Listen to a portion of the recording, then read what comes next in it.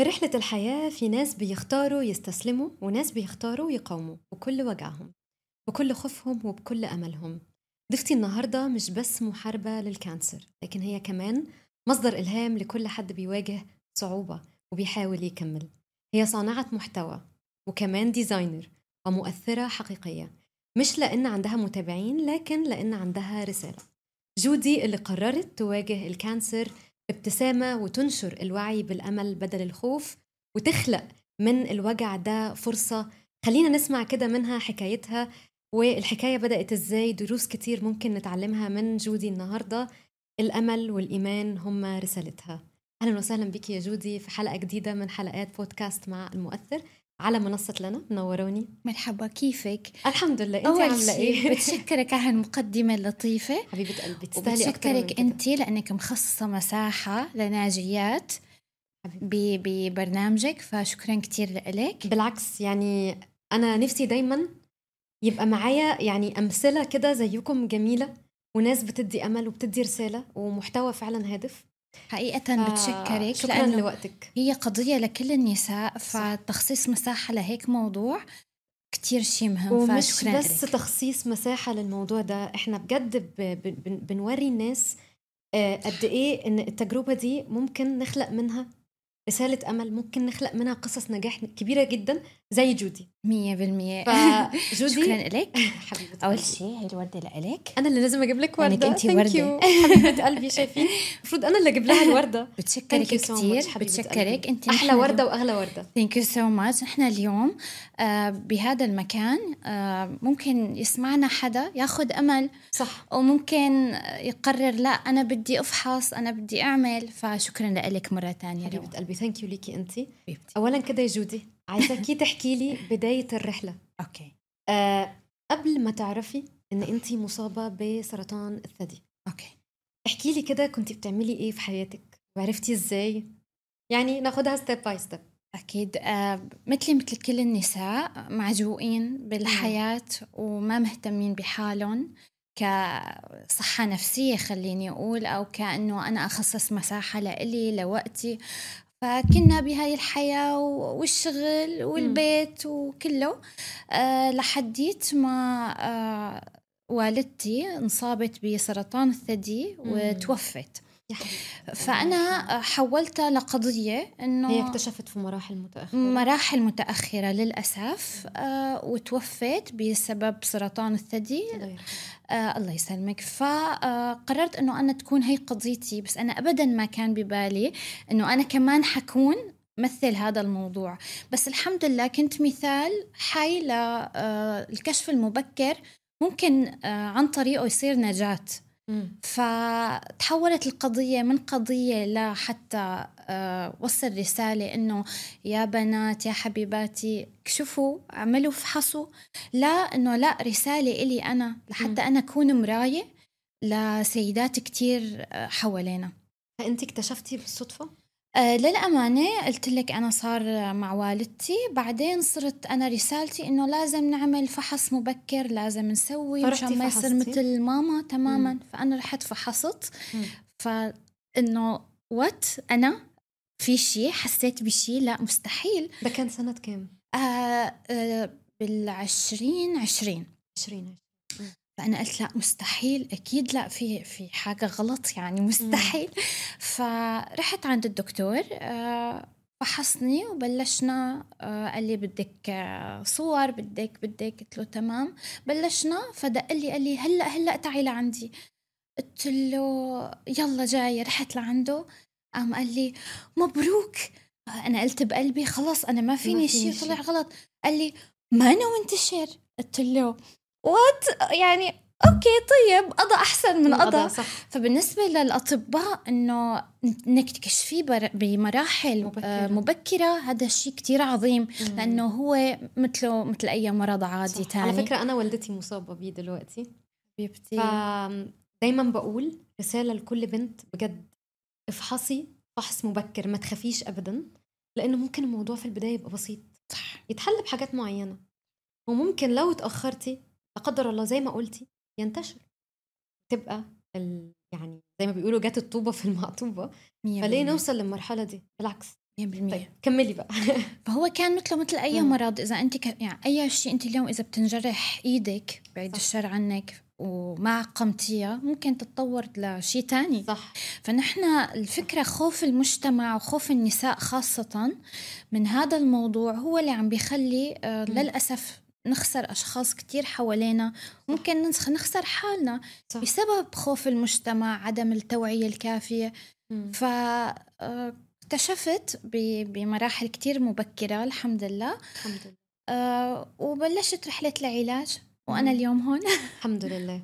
معافاة، وإن شاء الله إن شاء الله دايما تكوني في أحسن حال يا رب. جودي احكي لي، معلش أنا لو بسأل في تفاصيل. لا بس أكيد. هي أنا دايما بقول التفاصيل دي ممكن تساعد ناس كتير. أنا مثلا من فترة قريبة جدا جالي تليفون، حد كان خايف جدا أنا والدتي اتصابت، لأنه عارفين الهستري اللي حصل مع والدتي، فدايما الناس بتحب تسأل أسئلة، بيبقى عندهم تخوف. فالتفاصيل اللي احنا بنتكلم فيها ممكن ناس كتير بتشوفنا دلوقتي على منصة لنا وفي بودكاست مع المؤثر يكونوا سامعين، فيبقى عندهم وعي، يمكن احنا نديهم شوية كده راحة نفسية، أمل، يطمنوا. انتي لما عرفتي قلتي لي في مراحل مبكرة، طريقة العلاج كانت عاملة ازاي؟ لأننا اللي نعرفه كل حالة وليها بروتوكول معين. أكيد. بالبداية قلت لك أنا الحمد لله أنه ما كان منتشر. هي دي أهم حاجة، لأنه كان موضوع أنه مرحلة مبكرة. هذا الشيء كتير مهم. فبلشت أنه أنا المفروض في بروتوكولات مثل ما قلتي حضرتك. ممكن أول شيء يصير راديو ثيرابي وبعد كيمو أو عملية. أكيد. فالبروتوكول أنا اللي عندي كان عملية، كيمو، راديو ثيرابي. طبعا أنا كان عندي كتير قصص شكلي وكيف حكون أكتر من الموضوع نفسه. أنا كنت مهتمة بالشكل العام، بالصورة خلينا نقول. بعدين طلع هذا كله شيء جانبي. هو الأهم شيء إنه أنا صحتي وإني أنا أتعافى وإنك تكوني كويس. صح. فبلشت أنا كان بعملية، بعدين كيموثيرابي، بعدين راديوثيرابي. هي كانت رحلة طويلة وكان بتاخد سنة وشوي. بس الحمد لله يعني قدرت أجتازها. كان في كتير صعوبات بس الحمد لله. جودي، الخوف من الكيمو والرهبة من الكيمو، هل بما أنك خضتي التجربة دي حقيقي؟ هل صعب؟ بالبداية قال لي الدكتور إنه نحن حناخد كذا كذا كذا وحناخد الدواء كذا، وطبعا بكل التفاصيل. أنا أول شيء فكرته شيء كتير صعب. يعني مستحيل. خايفة طبعا من الحاجات اللي بتسمعيها تماما، إنه لا مستحيل أنا أقدر أعملك. شو يعني كيمو؟ نحن اليوم إذا بناخد حبة وبصير في سايد إفكتس نحن بنتعب، فكيف أنا كيمو ثيرابي؟ فقلت خلص خليني أقسم المراحل، يعني جرعة جرعة. خليني أنا أفكر بالجرعة اللي حأخذها، ما بكل الجرع. صح. فللأمانة بلشت كان الموضوع بس أنت بدك تعرفي كيف تتعاملي معه. يعني أنا صار في معي كتير مواقف هيك ظريفة بالنسبة لي، إنه بعد أول الجرعة اللي بتتاخد ككيمو بعد 5 أيام ببلش التعب. فأنا كنت ب5 أيام بعد أول جرعة مثلا إنه أنا بهال5 أيام إذا في شيء لازم أعمل شوبينج لازم خلصه، لأنه أنا بعد 5 أيام لازم بدي أقعد مثلا، ما فيني كتير أتحرك، ما فيني كتير روح. إذا بدي أشوف حدا من رفقاتي خليني بهال5 أيام، لأنه أنا بعد 5 أيام حكون كتير تعبانة. التعب بيبدأ بعد 5 أيام تماما. كان التعب بالنسبة للدواء اللي أنا عم باخده هلا هو كل حدا وحسب الشيء اللي عم ياخده. فبالنسبة لي كان بعد 5 أيام، فكنت لا بدي خلص أموري وخلص قصصي بهاي 5 أيام، لأنه أنا بعد 5 أيام بدي أقعد. التعب بيبقى عبارة عن إيه؟ يعني إيه السايد إفكتس مثلا لو ممكن تحكي لنا؟ أوكي، أول شيء هو تعب نفسي كتير كبير. لأنه أنت خايفة من المجهول. نحن دائما المجهول هو اللي بيخوف. صح. فأنت لما بيجي بيقلك الدكتور إنك تحسي بوهن، تعب عضلي، ممكن أوقات سوري استفراغ أو شيء، فأنت أنا خلص يعني أنا كيف أنا حأتعامل معه كيف؟ لا أوقات للأمانة كان في up and down، يعني أوقات ما كتير بتضايق، أوقات لا بتعب. فأنا كان أهم شيء عندي إنه أنا listen to your body، إنه أنا أسمع شو بده جسمي، إنه أنا اليوم تعبانة، لا خلص ارتاح. أنا لازم أرتاح. أنا اليوم عندي وضع، ما لازم أقاتل إنه أنا شخص طبيعي. أنا لازم أفهم إنه أنا تعبانة وأنا أخذت دواء، أنا لازم أرتاح. صح. أنا لا حسيت أخذ حالي بريك من الدنيا كلها 100% وكله لحقانة عليه يعني. صح. بعدين أنا لا حسيت حالي فيني روح فيني، حسيت حالي بدي بس أشرب كوفي وأرجع على البيت، روح أشرب كوفي. برافو. فكان الموضوع هو تفاصيل. لهيك قلت لك أفضل شيء لأي مصابة حاليا وعم تاخد الدواء تقسم المراحل يوم بيوم. صح. لأنه هو يمكن جرعة تتعب الست، الجرعة الثانية ما تتعب بالطريقة. أهم حاجة أعتقد هو مش بس في الكانسر، في كل الأمراض، كل أنواع التعب، ما نسمعش الحاجات النيجاتيف، نخوض التجربة لأنه لازم نخوضها. أكيد لازم نتعالج، لازم يبقى في أمل، في ناس بتحبنا حوالينا مستنيينا. كل واحد عنده حاجات يعني مستنياه في حياته وبكرة أحلى. صح أكيد. ولا لا؟ فما نسمعش النيجاتيف سايد من الناس. ممكن يبقى عندنا توعية، ممكن نبقى محتاجين دعم نفسي، ولكن نخوض التجربة ونحط في دماغنا احنا هنتعالج. بحس بقى انك تسستمي مخك على انه ما في شيء، رواق، انا هاخد الدواء وخلينا نشوف ايه اللي هيحصل. 100% صح كده؟ اختصرتيها. صح كده. والله بجد. صح. لانه انا ده بحسه في كل حاجة. يعني مثلا let's say جالي حاجة معينة، مثلا بغض النظر عن الكانسر، ممكن يكون جالي اوتو اميون مثلا، ممكن يكون جالي حاجة تانية، مرض لا قدر الله اكس مرض، تمام. فالدواء بتاعه ليه سايد افكت كبيرة جدا ومخيفة، والدكتور يقول لك ممكن يحصل كذا. ما بحبش الدكاترة دي ابدا. حلو ان هم يوعوكي بس بطريقة لطيفة. في دكاترة لما بتتكلم معاكي وبتديكي النصيحة بطريقة لطيفة من غير ما تخوفك، فهو ده الصح. فاحنا المفروض نتعامل ايه مع الامراض؟ خلاص هي حكمة من عند رب العالمين وقدر، قضاء وقدر.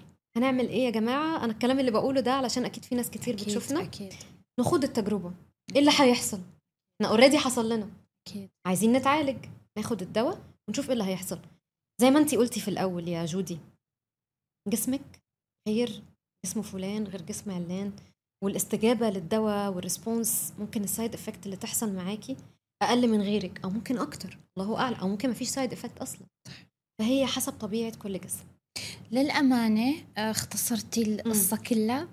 إضافة، ما تسمعوا لجوجل ابدا.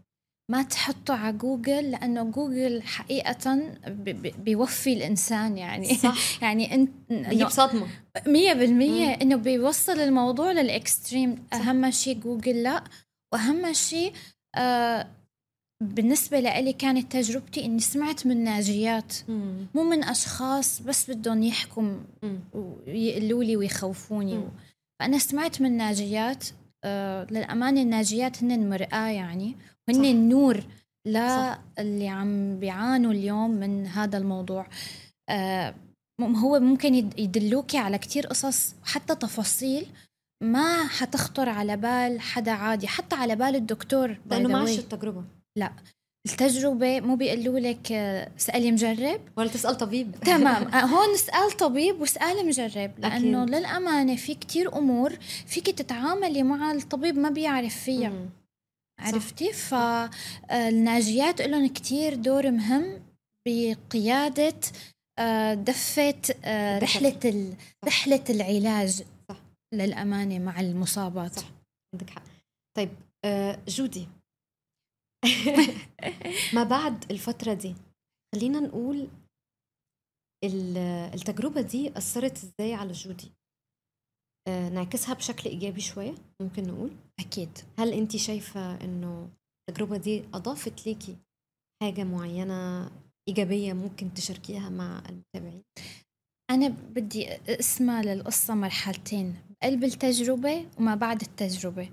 بقلب التجربة كان عم يجيني كتير حالة إنه أنا عم ضيع وقت، أنا قاعدة لأخذ علاج وعندي كان شغل كان فيني خلصه. عندي مثل ما قلت لك نحن نمبر 1 بعد الشغل، بعد حتى العائلة، بعد مم. كل شيء نحن لازم نكون لبعض نمبر 1. كتير صار في عندي ستريس بأول سنة خلال مرحلة العلاج. بس بعدين أنا بقول لهم إنه أنا إذا بتصير القصة مرة تانية أنا بختار هذا الطريق، لأنه نور لي حياتي، نور لي عيوني لشيء أنا كنت مهملته. اللي أنا هو إيه؟ مهملة حالي ومهملة الشيء اللي أنا بحبه، وضايعة بدولاب الدنيا اللي كلياتنا ضايعين فيه. فأنا هذا الموضوع قادني لشيء إنه أنا أول شيء أنا المهمة. لا، تعلمت أقول لا. تعلمت حب حالي. تعلمت كون أتعاطف أكتر مع أي مشكلة بتصير مع اللي حوالي، تحسي بيها. تعلمت كتير إنه أنا أحس بالآخرين أكتر، إنه أنا أقدر الشيء اللي عم يمرقوا فيه. صح. فأنا بعتبره طريق تنويري، تنور فيه عقلي، تنورت فيه عيوني. فأنا بتشكر هذا المرض اللي وصلني لهون، هو غير لي حياتي تماما. الحمد لله. للأحسن طبعا. للأحسن أكيد. أكيد. جودي، في رحلة العلاج مين كان أكتر حد بيدعمك؟ أكيد العائلة. بس أوقات يعني العائلة ممكن هي تتعبك أكتر من ما تكون معك. خوفهم الزائد؟ أي يعني أنت تعبانة، بدك تاكلي، يا الله اليوم ما أكلتي، في ضغط بقى. أي ضغط نفسي. فأنت أوقات بدك تعملي حالك منيحة كرمالهم. عرفتي؟ بعتقد في الحياة كلها أحيانا للأسف بنضطر نعمل نفسنا مبسوطين أو مرتاحين في مواقف معينة علشان ما نقلقش الأهالي، علشان ما يخافوش علينا بزيادة، عشان ما يحطوش لود علينا بزيادة. صح صح؟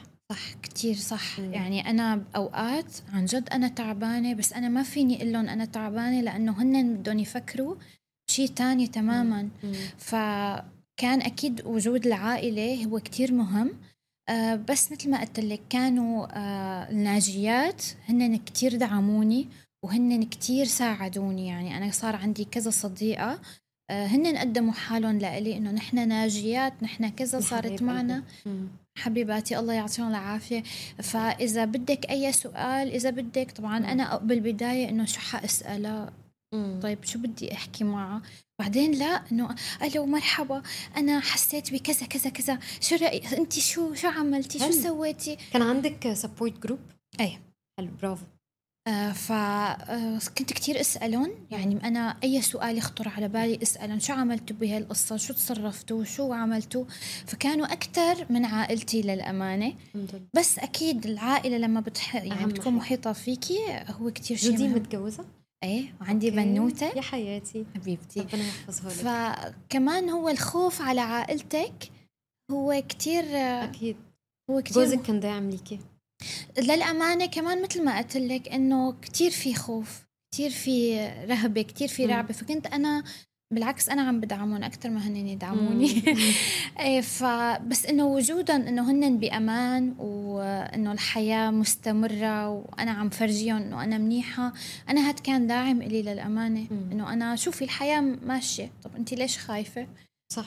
وخلص أوكي أخدتي الدواء وخلص يلا سنة وبتمرق إن شاء الله. يا فكان للأمانة الناجيات هن كانوا كتير طبعا مساعدات إلي. السبورت سيستم ده أهم حاجة في أي حاجة في الحياة، ده اللي بيخلي الواحد كده يقوم ويقف، صح، يرجع أقوى من الأول.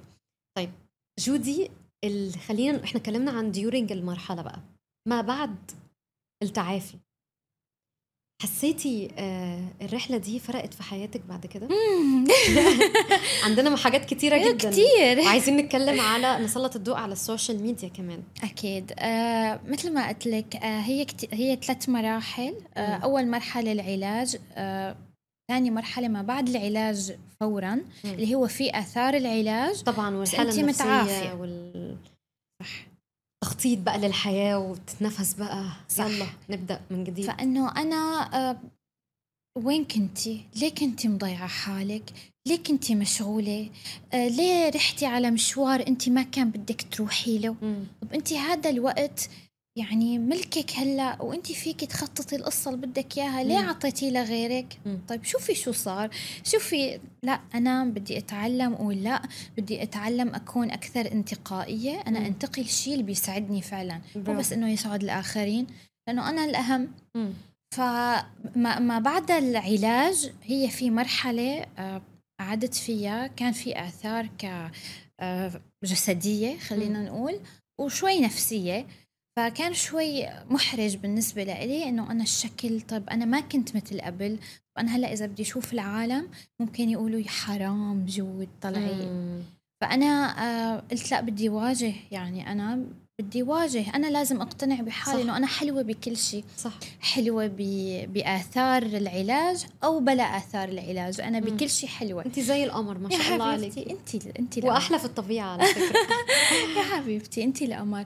فقلت أول شيء أنا لازم أقتنع بحالي إنه أنا القصة كتير كانت كبيرة، فأنا طلعت منها، فأكيد بدي أطلع منها بآثار، ما أنا كانت حرب طاحنة ما بيني وما بين هذا المرض. فأكيد الحرب الطاحنة حأطلع منها معفرة وغبرة وماني مرتبة إذا بدنا ناخدها بهاي الطريقة.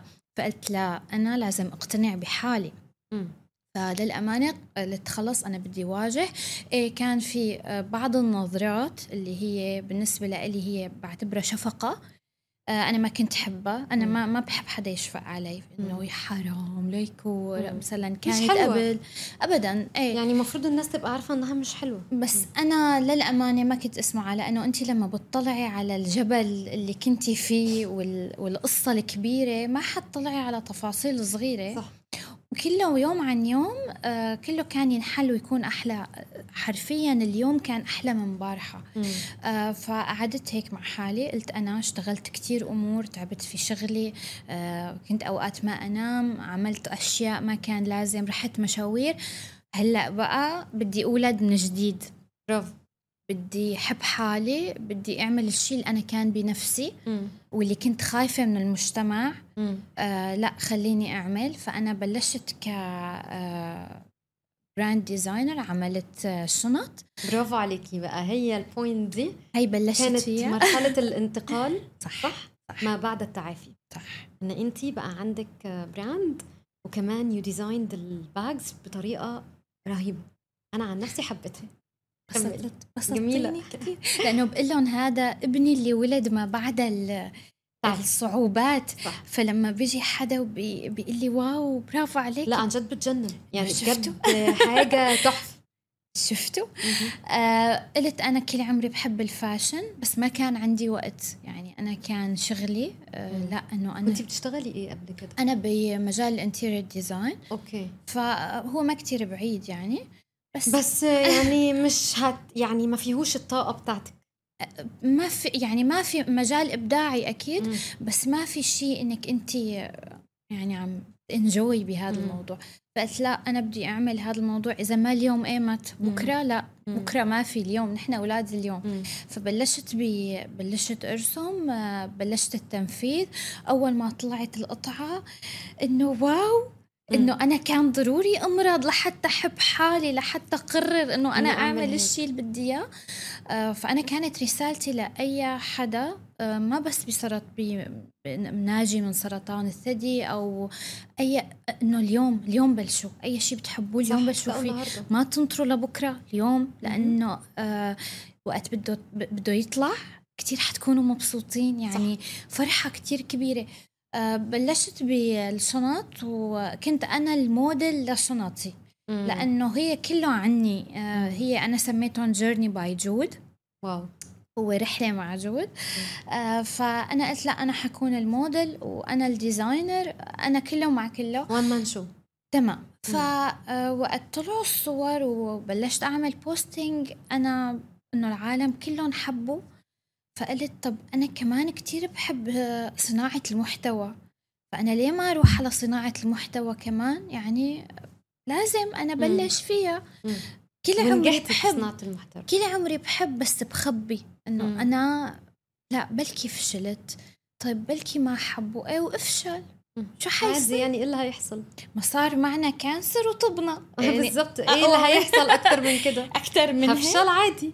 عادي، كلنا بنفشل. عالم ما حتحب برجع بعمل الشيء اللي حيحبه، وبالأخير أنت ما فيك تعجب الكل. صح. فقلت حروح على السوشيال ميديا. بالسوشيال ميديا الحمد لله كانت الخطوات كتير سريعة، إنه أنا فجأة العالم حبتني، واو الحمد لله.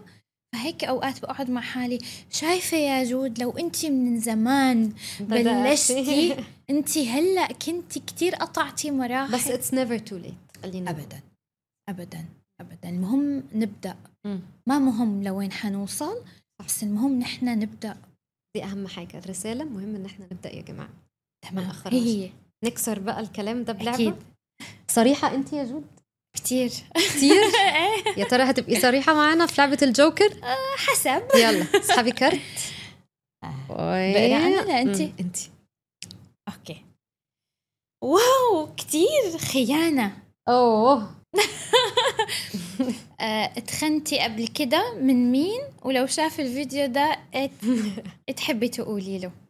يا الله كتير. كتير. طب احكي.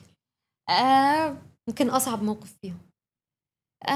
ما قصة خيانة بمعنى الخيانة، قصة إنه في أشخاص فشلوني وحطيتهم على بالي، بس يعني كان بسببي مو بسببهم، لأنه أنا عطيتهم باب إنهم يفشلوني. لو أنا قلت لأ من الأول ما كان حيتجاوزوا حدودهم. فإيه بسبب، أنا بعتبر بسببي مو بسببهم، لأنه أنا ما عملت حدود. وأنا حسيت فيه يعني تفاصيل بسيطة من البداية ما كانتش ينفعت، ما كان بينفع أني أنا أكمل، بس أنا كنت ساكتة عليها. يعني أنا قلت لا، أنا I will ignore، ما حشوف هذا السايد، أكيد حيتصلحوا، أكيد حيصيروا مناح، بس أبدا ما حيصيروا. أصحاب؟ أي أصحاب. فأكيد ما حيصيروا. أنا بالنسبة لي خلاص في عندك تفاصيل صغيرة مؤشرات بسببهم حيؤدي لخيانة، حيؤدي ل قصص تانية. في الشغل؟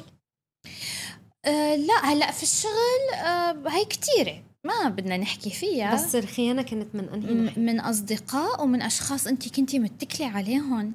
يعني خيانة مشاعر، خيانة الخيانة خيانة بكل شيء. يعني أنت لما بده يخونك حدا، هو كسر الصداقة وكسر الأيام الحلوة. صح. كسر إنه هو إنك أنت معتمدة عليه. صح. بأوقات يعني هي كل شيء مشاعر ومواقف. صح. ايه. تحبي توجهي له رسالة ايه على شوفني اليوم ويني. مبسوطة الحمد لله. ما وقفت عند المطر. لا لا لا. برافو عليك يا جودي. ايه. طب ايه بقى، ناخد سؤال كمان؟ يلا. سؤال صراحة كمان. الأسئلة كتير شكلها صريحة. شفتي؟ لا أنا حأخذ اليمين. يلا خلينا من أهل اليمين. أوكي. أكتر إشاعة سمعتها على نفسي على السوشيال ميديا، أو عادي مش شرط السوشيال ميديا، يعني ممكن سوشيال ميديا وممكن لا، وكانت غريبة. المجال السوشيال ميديا بس أنتي عملتي حسابك بابليك فحيجي كتير أمور. يعني كتير أشياء بده عالم تدعي إن هي بتعرف عنك كرمال بس من أجل الحكي. فكان في كتير إيه ادينا حاجة كده، أكتر حاجة. خليني أفكر. كتير أمور. يعني أول شيء خطر على بالك؟ أهلا ما عارفين إنه هي على السوشيال ميديا. يس. يا وإذا ما بعرف مثلا بالأخير يعني أنا يعني ليه هي عم تعرض الشنط تبعونا، أهلا مو عارف عائلتها ما عارفة. يعني إيه مش فاهمة؟ لأنه نحن جايين من مجتمع مغلق. طب وإذا أنت عم تعرضي شنط على السوشيال ميديا؟ نحن يعني بجوز جايين من مجتمع مغلق شوي، فالعالم تصدر عليك أحكام. ايه طيب هي ليه مثلا هي شكلها ما بعرف ليه هي مثلا هي صورت حالها، أهلها راضيين، عيلتها راضية، ما جماعة طالعين صورة احنا ما حلوة بقيناش أبداً. ابدا يعني يعني ما فيش ابدا. التفكير نحن ده ابدا. 2025 يعني الدنيا كلها بقت سوشيال ميديا، الشغل كله Yeah. بقى على السوشيال ميديا. ايا كانت شغلتك ايه، اتحداك لو السوشيال ميديا ما بتلعبش فيها دور. صح. سواء هتعمل ماركتنج للحاجة اللي انت بتشتغلها، او الشركة اللي انت فيها بتعمل ماركتنج سوشيال ميديا اللي انت بتشتغله، اللي هتجيب بروجكت وتخليك تقبض وتاخد فلوس. خلينا نكون واقعيين. صح. تمام. السوشيال ميديا فتحت بيوت كتيرة جدا، اونلاين بزنسز كتير نجحت اكتر من فيزيكال يعني شوبس من اماكن انت موجودة. حتى اليوم في كتير براندات عالمية مضطرة تروح سوشيال ميديا لأنه مش عايزة اقول اسامي حاجات، بس 100%. يعني حاجات كلها اي كوميرس مش موجود منها، اتعمل منها فيزيكال شوب ممكن بوب اب ولا حاجة بعد 5-6 سنين من نجاحهم، يعني وبقت تعمل ايرادات اعلى من البراندات العالمية، وده شيء يعني مفروغ منه. أنا اللي زعلت منه بالبداية إنه أنا شكلي خجول مثلا، هادية، بس أنا ماني هيك أبدا. أنا حدا كتير روش. انتي حد كتير كيوت. حبيبتي. أنا كتير روشة وكتير بعمل قصص. فأنا العالم اللي شوي ما أنا مقربة مني ما بتعرف عني هذا الجانب. فأنا أول ما عملت بوستينج لأول فيديو إنه العالم وات هي جود، هي عارفة هي شو عم تعمل، هي عم تعمل محتوى. إنه لا كنا مفكرينها إنه هادية كتير. عارفة الناس دي أتحداكي لو ما كانوش دلوقتي بيحاولوا يبقوا content creators. وللأمانة أنا المحتوى الأول شيء بلشت فيه هو فاشن. يعني أنا مثلا كيف بدي أعمل ستايلينج لللبس. أنا عارفة I know، شفت الفيديوهات ما أكتر من هيك. ولو أكتر مين إله عندك شيء. صح. فأنا انصدمت. سوري يعني أنت حرة. صح. فأنا أول شيء إنه عيلتها بتعرف شو إنه مين. بعدين أنتوا ليه يا جماعة بتتدخلوا في الأمور الشخصية؟ يعني كل واحد في حاله. إنه عيلتها بتعرف هي ليه عم تعمل سوشيال ميديا يعني. بس سؤال لأن أنا قلت لك أتحداكي لو ما كانوش بيحاولوا يكونوا content creators، هل ده حقيقي؟ هل يكونوا على السوشيال ميديا؟ أنا ناطرة كنت منهم لايكس يا حبيبتي. عارفة المصيبة ما عملوا لي لايك. عارفة الكارثة في إيه؟ إن اللايك مش هتلاقيه من الناس القريبة، هتلاقيه من الناس الغريبة 100%. والكومنت والدعم للأسف يعني وده مش كلامي أنا، كلام معظم صناع المحتوى، إنه اللايك والكومنت والشير والدعم بيجي من الناس الغريبة اللي حتى ممكن نكون اتعرفنا عليهم على السوشيال ميديا. وحياة الله أنت عم تحكي شيء كنا عم نحكي أنا ورفقاتي هن صناع محتوى من كم يوم، إنه أنت دائما الدعم عم يجيكي من أشخاص غريبة والدائرة الثانية. يعني أنت دائما دائرتك الأولى اللي مفكرة حالك إنه هي محيطة فيكي حتدعمك، هي للأسف يعني ما بتدعمك. صح. عارفة جودي مين الناس اللي بتعمل لي شير للحاجات اللي بنزلها؟ بتبقى حاجات لطيفة وحلوة وفعلا بتبقى فيها كونتنت ومحتوى حلو. بيعمل لي شير يعني من الناس القريبة قوي، ممكن تكون أختي طبعا. أكيد. يعني على طول أكيد. داعمة أساسية بصراحة. بس الناس الغريبة عن جد لا بشوف كمية شير للفيديوز لناس مش غريبة يعني، بس إنه ممكن أكون شفتهم مرة واحدة في حياتي، إنه ممكن أكون اتكلمنا على السوشيال ميديا وبنخش نعمل لبعض لايك كومنت، نخش نتشات كده نسأل على بعض. هلا أنا بدي أسألك ليه برأيك؟ مش عارفة يعني، بصي مش عايزة أظلم حد ولا أحط في نيتي حاجة بس ما أعرفش يعني هل برأيك ممكن يكون الناس دي حقودة؟ لا مش عايزة أقول الكلمة لأنها كبيرة. أنا أحكي لك يعني اللي صار. نزل أول فيديو طبعا أنا قبل قلت لا ما حنزل، أنا شو صورت شو عملت. لا طبعا أنا بحب كتير. فأنا في كان حدا كتير هو داعم إلي بهذا الموضوع. هي صاحبتي يعني ضلت لي نزلي اعملي له بوستينج، وهي صورتني وهي عملت كل الأمور. فقلت لها لا أنا العالم أنا يعني. وفي بصراحة صار يخطر على بالي أشخاص معينة طبعا لا تسأليني ليش. بعدها عرفت مثل ما قلت لك على موضوع الخيانة إنه هنن لو ما أنا حاسة من البداية إنه ما نن داعمين إلي وأنا ساكتة ما كان خطروا على بالي. طلعوا ببالي إنه طب سين شو حتقول عني، عين شو حتقول عني، إنه بعدها تعلمت حاجة والله يا جودي بجد، واكيد انت بتعملي نفس الحاجة دلوقتي طالما انت وصلتي للمرحلة دي، ان انت تحطي الناس كلها ورا ظهرك وتكملي في طريقك. هذا ما تبصيش ابدا وراكي ابدا، حياتك كلها يعني هي ما تطلعي ورا، ما تطلعي ورا. كلنا نعمل الحاجة اللي احنا حابينها ومأمنين فيها طالما هي فعلا حاجة كويسة. واللي هيحبك ايه، واللي هيحبك هيدعمك، واللي هيحبك هينصحك. كانت الحاجة دي صح غلط كذا، هيدي رأيه بطريقة إيجابية مش بطريقة إحباط. بالعكس، كلنا بدأنا منين؟ بدأنا من الصفر ولا حاجة. بس شوفي سبحان الله. هذا صرت أقول طب عملوا لي لايك، يعني هي بالبداية عم قال لك فوت، طب ما عملوا لي لايك، طيب يا الله معقولة أنا كانت بتأثر فيكي الحاجات دي؟ أنا كان بتأثر على موضوع هل المحتوى هو ناجح ولا لا أنا بحاجة تعديل. للأسف اوعي تفكري بالطريقة دي. بالبداية فكرت لأن فيها، في محتوى تافه أحيانا بيوصل لفئة كبيرة جدا من المجتمع، فمش شرط إنه مثلا الفيديو جاب عدد مشاهدات كبيرة ولايكات كبيرة لأنه هو فاشل. بالعكس، فكرت فيها بالبداية، فكرت قلت فلان بعدها إنه يعمل إلا ما يعمل آخر هم، بعدها نسيتهم لأنه فتح لي مجال السوشيال ميديا شيء كتير كبير. تعرفت على عالم، تعرفت على أصدقاء جداد، ناس أنا بعتز إنه هي عملت لي فولو. برافو. يعني أنا بشوف حالي إنه هذا الشخص أنا عم شوف شو عم نزل، طب أنا ليه عم طلع على فلان اللي هو قاعد بالبيت مصر ما يعمل شيء بس إنه ينتقدني وينتقدك بس. أنا الناس دي بالنسبة لي مش موجودة في الحياة أصلا. صح، موجودين. ده اللي أنتي لازم تعمليه. نكسر الكلام الجميل ده بلعب بشوية تحديات. أكيد. جاهزة؟ جود متحمسة. تحدي؟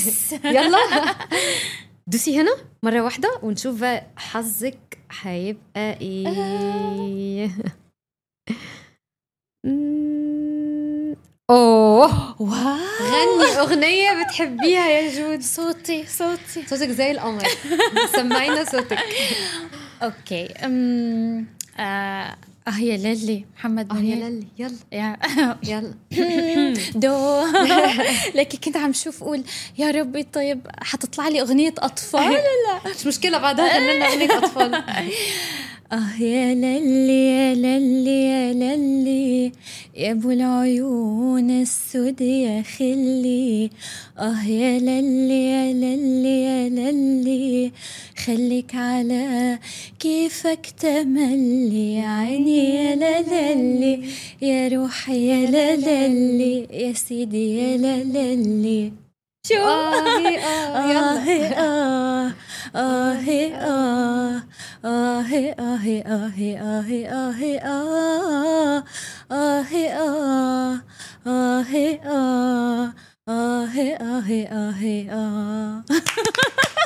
برافو كده. صوتك مش حلو. انت ما بتغنيش؟ انت اليوم طالعتي قصص فيني. لا سؤال، انت مش بتغني اول ليه؟ شيء بالسؤال، بعدين انت مش بتغني ليه؟ بس ما حدا اكتشفني. طيب اهو اكتشفناكي. طب ايه مش بتغني ليه بجد؟ ليه مش مخليها حاجه كده من ضمن الحاجات اللي بتعمليها؟ هو يعني هي شغله من القصص اللي بحب اعملها، بس شو حيقولوا عني؟ يا الله. سؤال، انا عندي سؤال. فادك بايه يا ندم؟ ولا شيء ابدا. فادك بايه كلام الناس؟ ابدا، الا ان انت عملتي الحاجه اللي بتحبيها ونجحتي فيها. ابدا. هذا اللي خلاني انا مثل ما قلتي حطيت العالم وراي بس وباي باي بوسه طيب. كبيره لبابي وخلاص. طب وليه خلص. يعني ليه مش طب خلاص بقى من اليوم انا خلاص هاخد النهارده كام؟ النهارده 13/10. خلص. عايزه كمان يومين الاقي فيديوز بتنزل والاقيكي بتستغلي الموهبه دي. الحلقه الجايه بتستضيفيني يكون عندي اول اغنيه وهيبقى اسمك الفنانه جودي بألبومها الجديد. خلاص بيكون الانطلاقه من عندك اليوم. خلاص اتفقنا كده تمام يا حبيبتي. طيب قلتي لي كنت عايزه تغني اغنيه اطفال. أوكي. يلا غني لنا اغنيه اطفال. تغني معي. يلا بغني معاك. أمرة يا أمرة. أمارة يا أمارة لا تطلعي عالشجرة والشجرة عالية وانتي بعدك صغيرة. أيوة. يا أمارة يا أمارة أحلى أمارة، أنتي اللي أمارة حبيبة قلبي. حبيبتي جودي بقى، عايزة كده أتكلم شوية عن البراند اللي هو جيرني باي جودي. أنا اكتشفت إنه جيرني باي جودي الوردة مكتوب عليها جيرني باي جودي. أوكي. براند الشنط. سمعنا إنه في حاجات بقت سولد أوت وحاجات went viral. احكي لنا شوية عن الديزاينز دي. الديزاينز بتاعتك مستوحاة من إيه؟ أول شيء لأنه أنا من سوريا وعايشة بالإمارات، فأنا بعتبر أنه هدول الثقافتين مع بعض، يعني كشعر نبطي والنحاس، شغل على النحاس السوري، يعني النحاس السوري، واو، جمعوا شغلتين مع بعض كتير حلوين. أنا بحب أنا بحب الشعر كتير بجد كتير. أوكي. فكانت أول شنطة وهي راحت سولد أوت، ناقشنا عليها حب الرمك يجري بشراييني، أحبها وأحب طاريها. الله. شعر الشيخ محمد بن راشد آل مكتوم.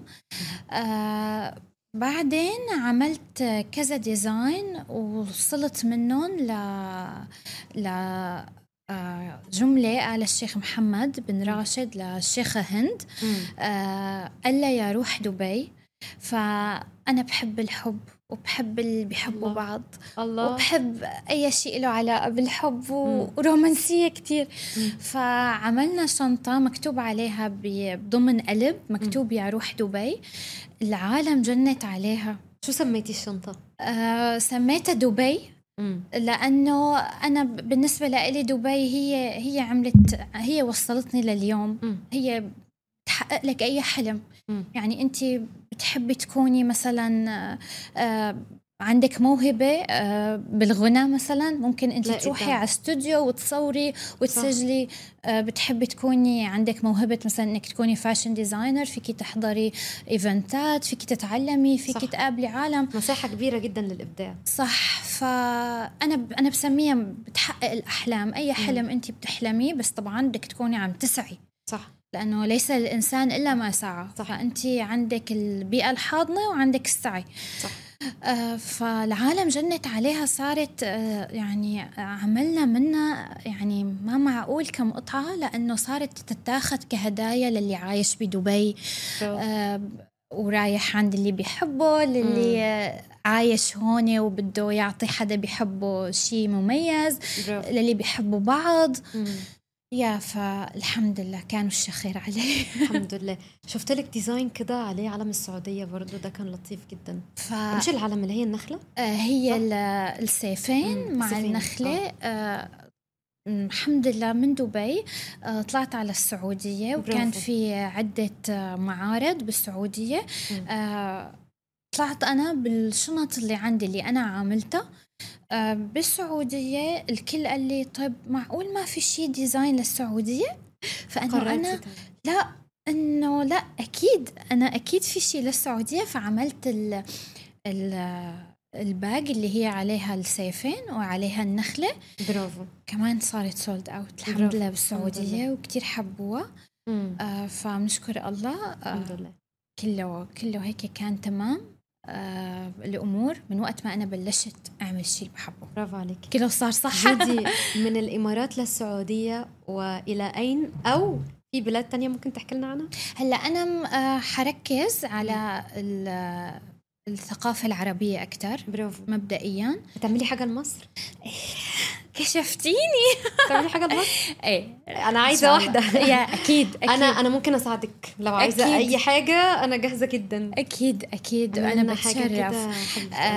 حركز على الثقافة. أكون أول واحدة بتدعمك وهشتري منك حبيبتي الشنطة اللي هتعمليها. صدقي إنه أنتي دعم النساء للنساء مخيف بجد جدا جدا. وبيجنن. الدنيا دي لو كان فيها woman power أو girls power أبدا يعني خلاص قضينا على العالم. فإيه إن شاء الله أنا مركزة مركزة هلا على الثقافة العربية. برافو عليك. من دبي للسعودية وإلى مصر المغرب إن شاء الله. برافو عليكي إن شاء الله. برافو. عندنا ثقافتنا العربية يا جماعة غنية، رهيبة ومهولة وغنية، يعني يطلع منها أفكار تحفة. أنت بتصدقي يعني أنت اليوم مثلا خلينا ناخذ مثال السعودية، كل منطقة إلى نقشتها، إلى ثقافتها، إلى أغانيها، إلى شعرها. يعني مثلا حتى بسوريا، حتى بمصر، يعني أنت عندك كتير تنوع ثقافي وغنى أنت قادرة تبدعي فيه. برافو. حلو جدا. ايه الحمد لله. جودي اللي عايز يجيب الشنط بتاعتك هيلاقيها على السوشيال ميديا؟ ايه على السوشيال ميديا وعلى الويب سايت اكيد. والويب سايت بتبيعي في ستورز ولا لسه؟ كونسبت ستورز. حلو. وبالسعودية وبميلانو. ميلانو. ايه ما قلتلناش. لأن وصلنا للعالمية. يعني من الإمارات للسعودية للعالمية. ميلانو بتبيعي. عملتي ايه في ميلانو؟ كنت أنا كمان بالسعودية. فأجا حدا هو إيطالي بس هاوي الثقافة العربية. فقام قال لي عندك مانع إنه تكوني بإيطاليا؟ هو قال لي عندك مانع؟ لا أكيد مش همانع، إنه بقول لك بكرة خليني أفكر. فأنا قلت أكيد ما عندي مانع، إذا بدك مو بس الشنط أنا يعني وديني إيطاليا. أيه فالحمد لله راحت على إيطاليا وحبوها، لأنه طلعوا كتير الأجانب بحبوا الثقافة العربية جدا بقى فوق ما تتخيلي. ما بتتخيلي. أنا عايزة أقول لك في براند مصري قلت لك عليه قبل الحلقة. صح. البراند ده هو رائع بصراحة، مش هنقول اسمه طبعا، بس أنا أصلا أول اكتشافي ليه، أنا بحب الحاجات دي قوي. وبحب مفتاح الحياة، وبحب توت عنخ آمون ونفرتيتي وعين حورس مليانة والهيروغليفي والحاجات دي كلها. فكنت في المتحف المصري في زيارة قبل كده، شفت الشنط دي قلت إيه ده؟ جلد طبيعي وعليه نحاس مصري، حاجة كده ماكس غريب. فلا قلت لازم أجيب حاجة، لازم أشوف. شفته جبته مش عارف إيه. فشوفي سبحان الله بجد الحاجات دي بتشدني وبتشد ناس كتيرة جدا، وقليل لما بتلاقي حد بيمثل بلده. يعني انتي بتعملي بالنحاس السوري وبتستخدمي الشعر بتاع كل بلد او الرموز بتاعت كل دولة، بتعملي ديزاينز مبتكرة. فالحاجات دي بجد يعني رهيبة. فلما تطلع للعالم الغربي يحبوها كتير ثقافتنا غنية نحن. صح. يعني كان موضوع انه ايطاليا، انه انت ايطاليا بلد الفاشن. حققتي طبعا الحمد لله انه انا ايطاليا بلد الفاشن. يعني بتعرفي نزلتي فين؟ عملتي ايه؟ يعني احكي لنا شويه. اول شيء انا فكرته مقلب انه انه انا بايطاليا. فرحت زرت الستور. كان كتير حلو وكتير يعني، وعملتي مبيعات كويسة الحمد لله. ايه طبعا انا اول شيء قلت طب انا ممكن اعمل شيء شيء ايطالي. هن قالوا لي نو، خليكي على ما انت على العربي. لا نحن حبيناكي لانه عربي. اصل هم بالنسبه لهم الايطالي او الغربي خلاص هو مش حاجه جديده. هم عايزين الثقافه العربيه، طريقه الكتابه، طريقه تستهويهم تلفتهم. فانا اول درس تعلمته بهذا الموضوع انه be yourself. exactly. يعني ما تغيريش أبداً حاجه او ما تغيريش في الطابع اللي انت يعني عملتي بيه لمستك ونجحتي فيه. هتضيعي بالظبط، هتضيعي ومش هتحققي النجاح اللي انت حققتيه اوريدي. تماما. صح. ايه الجمال ده. حبيبتي انت بجد انبسطت بيكي جدا جدا شكرا جدا يا جودي، وثانك يو سو ماتش على وجودك معايا النهارده. شكرا لك. قلتي كلام من القلب للقلب. وكمان لعبنا هزرنا قصة نجاح يعني ملهمة حبيبتي. توصل لقلب كل محاربة سرطان ولأي حد لسه بيخوض التجربة. يعني احنا بنديله رسالة أمل. صح. فعايزاكي كده تبصي للكاميرا بتاعتك رسالة لكل محاربة بتشوفك النهاردة. أول شيء أنا بدي أتشكرك كتير.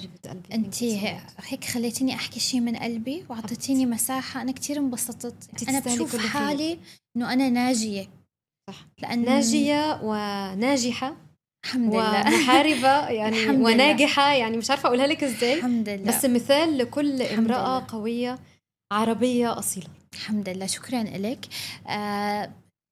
برجع بقول لك هي القصة صعبة كتير. أنا ما اخترت إنه أنا يكون معي كانسر، بس أنا اخترت كيف حتكون القصة. برافو عليكي. أنا اخترت كيف حأمشي فيها، وأنا اخترت إنه هذا الموضوع حيكون نور، ما حيكون برافو. عتمة. برافو. فكان نور دلني لكتير قصص حلوة كتير. الحمد لله. الحمد لله. والحمد لله على سلامتك، وإن شاء الله إليك. تبقي دايما قمرة يا قمرة. وما تفقدوا الأمل أبدا. شوفوني مع أحلامي جميلة وزي القمر. شوفوني قدامكم بجد. Thank you so much. حبيبتي شكرا إليك، بتشكرك، ومرق الوقت كتير هيك بسرعة معك. شكرا بجد يعني حبيبتي. يعني مش عارفة أقولك إيه يا جودي، بس انبسطت جدا. يعطيكي العافية. الحلقة الجاية تبقي جاية لنا بألبومي بس الفنانة جودي. خلاص أكيد. إن شاء الله. شكرا مشاهدينا، وصلنا لختام حلقة مع المؤثر على منصة لنا. لو حابين تكتبوا لي في الكومنتس حابين أستضيف مين الحلقة اللي جاية، ما تنسوش تعملوا لايك شير سبسكرايب، وكمان تكتبوا لنا رأيكم في الحلقة. أشوفكم إن شاء الله في حلقة جديدة من حلقات مع المؤثر. باي.